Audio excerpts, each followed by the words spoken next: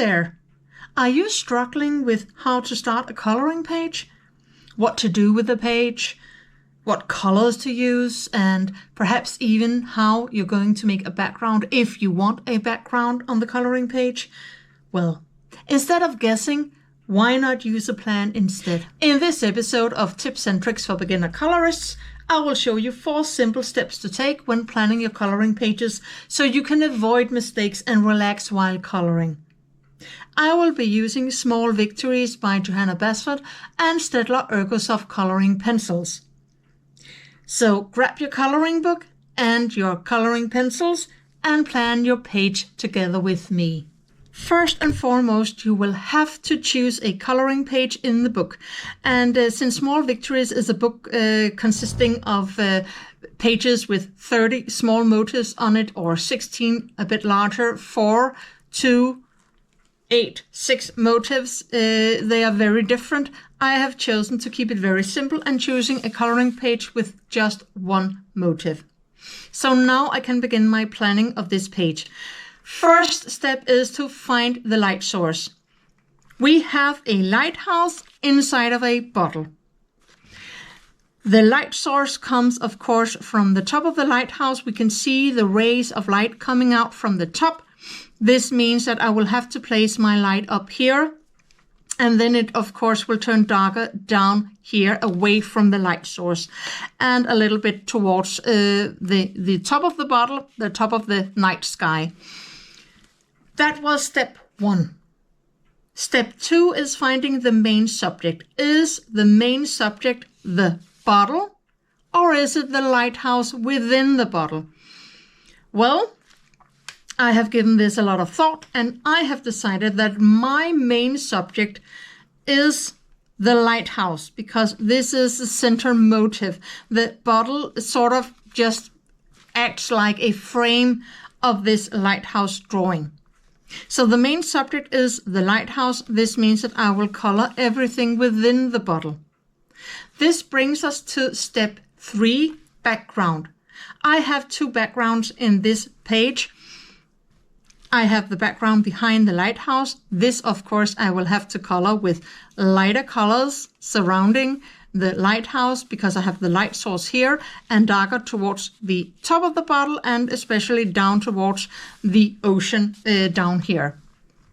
The background behind the bottle I have chosen not to color. It will be a very long video if I had to color this, and sometimes I do prefer to let this drawing stand out for itself and not color a lot of intricate backgrounds. Also, this is not a background video. But when you plan, you have to decide, of course, what you're going to do with the background, and the background in the bottle is going to be colored. Then the foreground. Well, this is a very exciting and interesting page, because we have the bottle as a frame, and we have a background within this bottle with the main motif, but it is also a bottle. So if I have to really divide it, I will have to say that the background is the starlit sky with the rays coming from the lighthouse. Then we have the, of course, main subject, the lighthouse here, but we also have the bottle. And this is, if we have to talk about a foreground, I have decided that this bottle is, of course, the foreground in this case. This means that I will have to do some reflections of light here and there to show that it is a bottle and not just a frame for this lighthouse. I will just repeat the 4 steps. Step 1, finding the light source. Step 2, finding the main subject in the drawing. Step 3, finding the background and what to do with it. And step 4, the foreground, finding it and deciding what to do with it. So if you follow these 4 steps, you can see I have already planned the coloring way ahead. I have already decided where it's going to be dark colors I'm going to be using and light colors I'm going to be using, and what I'm going to do with the background, both in the motif and behind the bottle, and how I'm going to show that it is a bottle with reflections. Now let's get coloring. As you can see, I'm beginning with the light source. This means that I have chosen the very lightest of the yellow colors in this Staedtler Ergosoft 36 coloring pencil set. This light yellow is going to be the light source of the rays of light coming out from the lighthouse. Later I will add a normal yellow color from the Staedtler Ergosoft set to the windows up in the lighthouse to get a darker yellow there. I will of course just use light pressure because right now I'm just laying down the colors so you can see the colors I'm using, and then I will off camera layer the colors to make the whole coloring complete. You can see I'm now beginning to lay down the colors for the night sky. This is the background behind this lighthouse. I am following the 3-pencil rule. If you don't know what the 3-pencil rule is, then you can watch the first episode of this Tips and Tricks for Beginner Colorists series. It's all about the 3-pencil rule. The first color I've chosen is of course a lighter blue color because the rays of light from the lighthouse is going to somewhat lighten up this night sky, so I'm using this light blue color. Then it goes over into a darker blue middle tone color, and then of course in the end, furthest away from the rays, both at the bottom near the ocean and the night sky, this is towards the top of the bottle, then it is a dark blue because we are furthest away from the rays of light.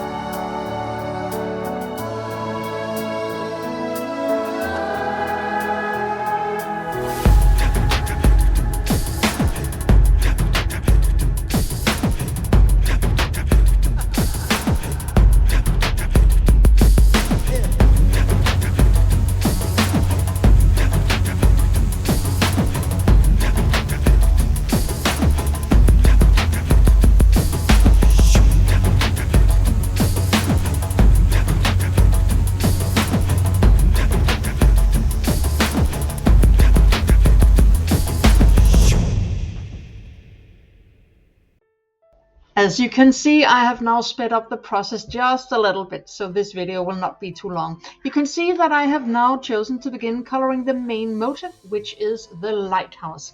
I'm using different colors, gray colors. I will also be using a little bit of red and dark brown for this wonderful lighthouse. At the top of the lighthouse, you can see that I have used a light and a dark gray color. This is of course because the surroundings around this light source are lighter in the color. They get lit up by the light rays, and this means that I have to use the light gray color above and just below the sort of windows here at the top of the lighthouse. And the further away I get, the more I will have to use the dark gray color. So always remember to take into account this light source with the light and the dark colors on your drawing.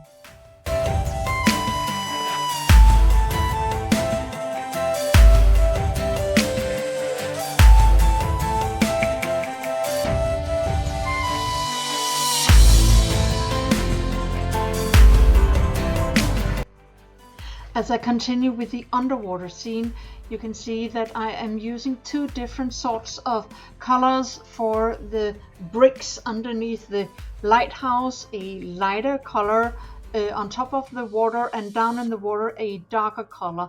I'm also using quite a lot of pressure to create a very dark rock because this is a night scene, it's underwater, so of course we will not have a lot of light in the water, but we will also have to color so you can see what's in the water. It is after all a drawing.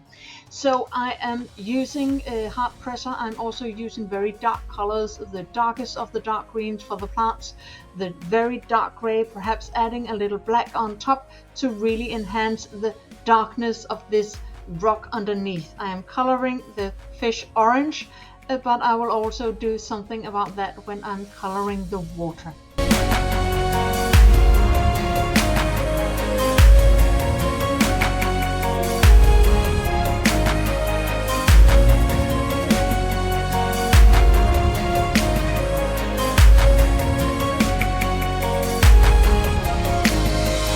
Now I'm beginning to color the water, and you can see I've chosen another blue color, not the same for the sky, but another dark blue color, and I'm coloring the entire water, and I'm coloring on top of the bricks and the cliffs and the plants, the rocks, the fish, everything, so you can see it's in the water. This also helps to make the fish more dark, including the bricks and everything under water. So don't be afraid to use this color for the water on top of the things that are underwater, especially if it's a night scene, because if it is a night scene, well, you don't have, shiny orange fish in the water. They must be at least darkened somewhat, because it is a dark form of water.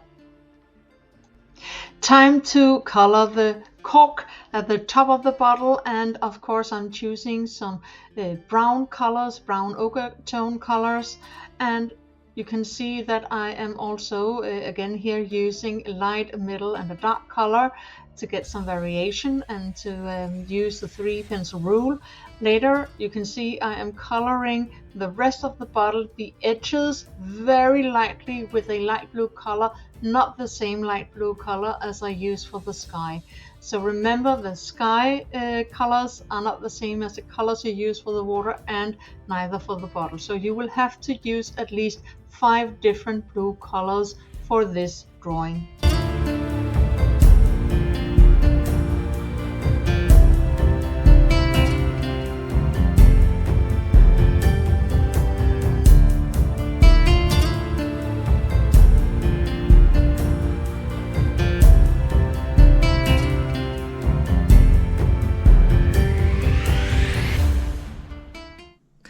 As you can see, I have followed my planning of the page closely. I first found my light source, I found my main subject and colored it. I also found out what was going to be the background inside of the bottle and no background on the outside, and also the foreground. And here you can see I just need to add some reflection so we can see it's a bottle. And you don't need a lot of reflection.